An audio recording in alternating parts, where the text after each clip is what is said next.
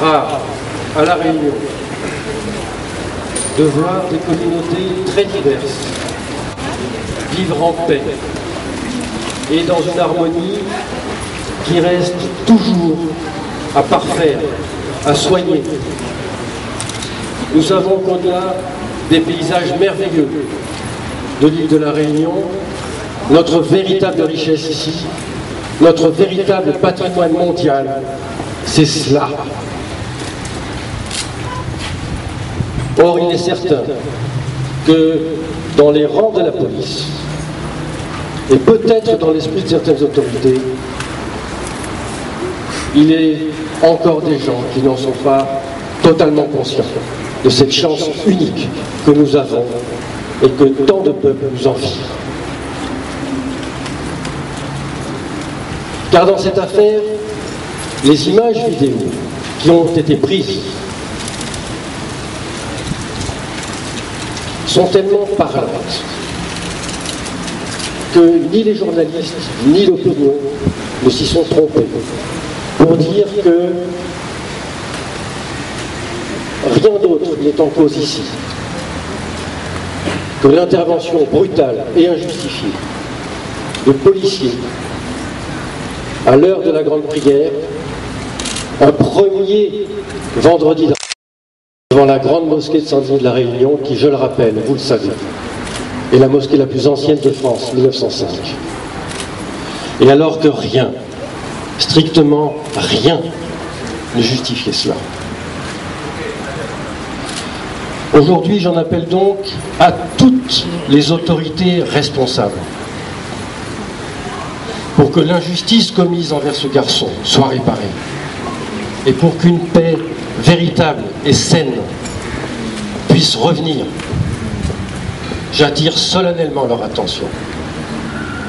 Et vous comprendrez aussi qu'aujourd'hui, en l'état, je ne puisse pas faire moins que de demander au procureur, je le lui demanderai aujourd'hui, de dessaisir de cette enquête la police, dans la mesure où, d'une part, elle est totalement impliquée et elle ne peut donc plus mener une enquête impartiale, c'est évident.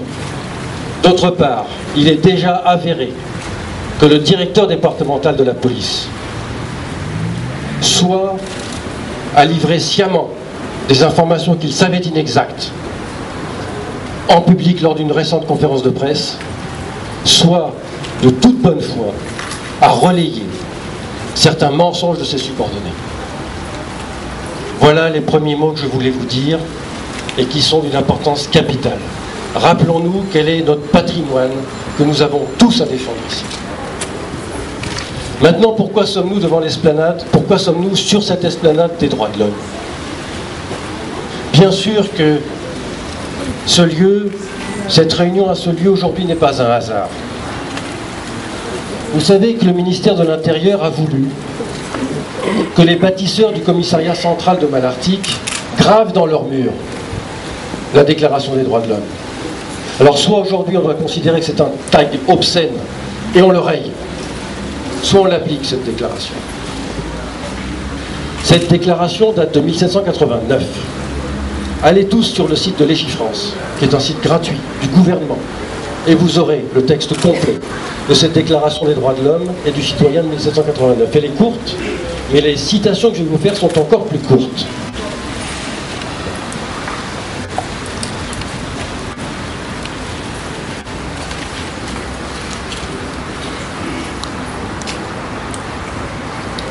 Je vous cite les articles 12 et 15. La garantie des droits de l'homme et du citoyen nécessite une force publique. Cette force est donc, écoutez le mot donc, cette force est donc instituée pour l'avantage de tous et non pour l'utilité particulière de ceux auxquels elle est confiée. Article 15. La société a le droit de demander compte à tout agent public de son administration. Et que dit cette déclaration à l'article 9, s'agissant des gens qu'on estime devoir arrêter lorsqu'ils ont commis une infraction, ce qui n'est pas le cas. S'il est jugé indispensable de l'arrêter, toute rigueur qui ne serait pas nécessaire pour s'assurer de sa personne doit être sévèrement réprimée par la loi. Voilà le pays dans lequel nous vivons. Est-ce que tout le monde en est conscient dans les rangs de la police? Est-ce que dans l'esprit de toutes les autorités, ces principes sont présents?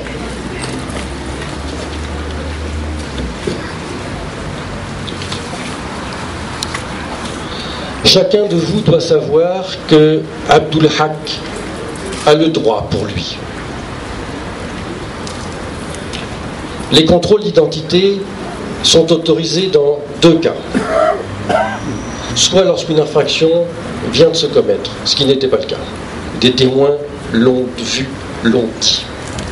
Des pressions sont en train d'être exercées sur des témoins pour qu'ils ne viennent pas témoigner.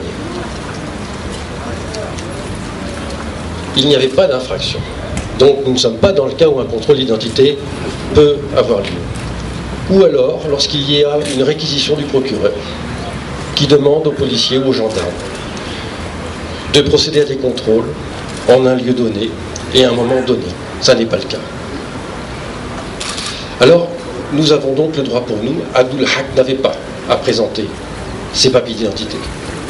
Vous avez tous vu, par exemple sur YouTube, vous tapez Yassine 974 et vous avez ces images terribles d'actes violents et inutiles de la part d'un policier.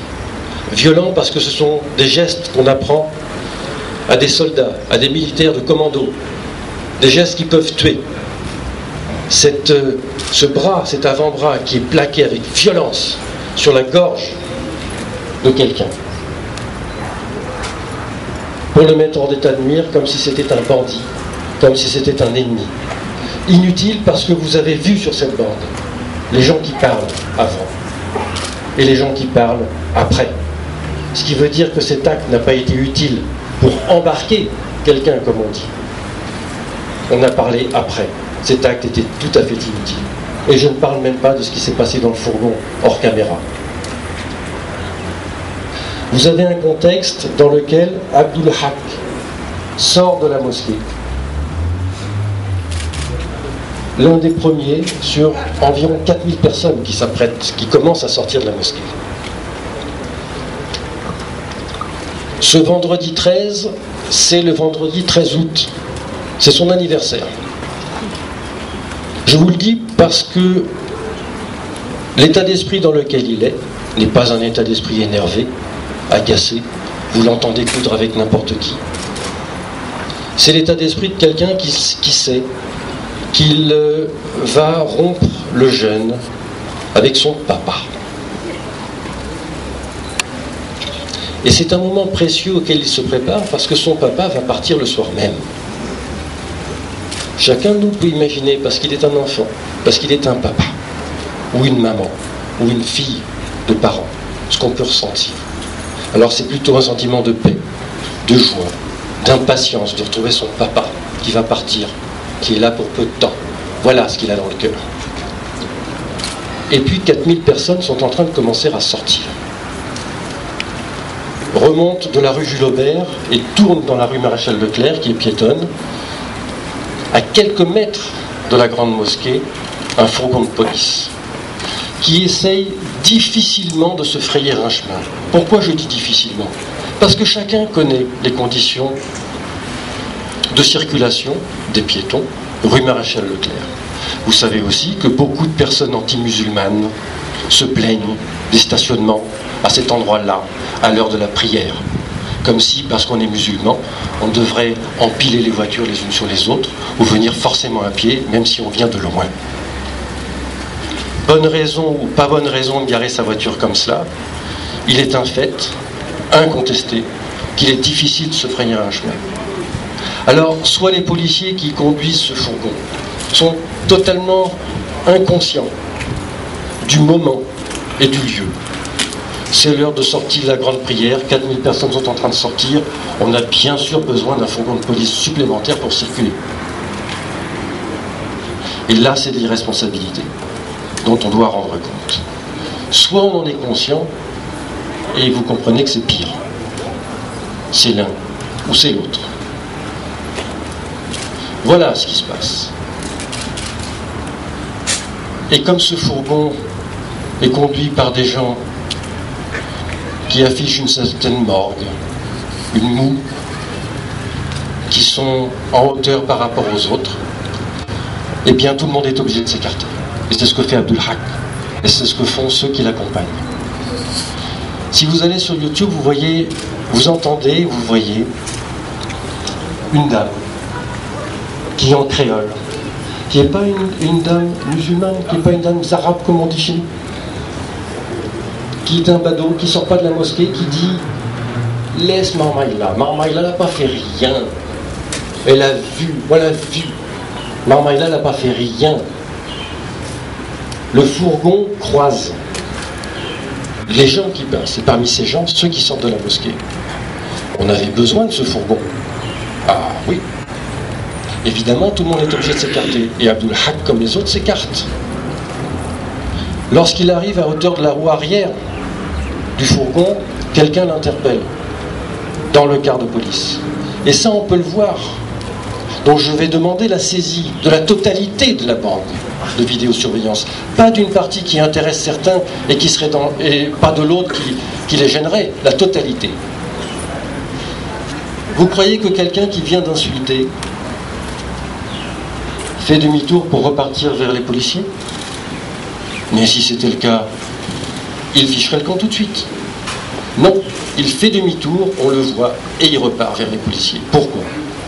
Parce que les policiers lui ont demandé de venir. Viens par là, toi. Et il vient.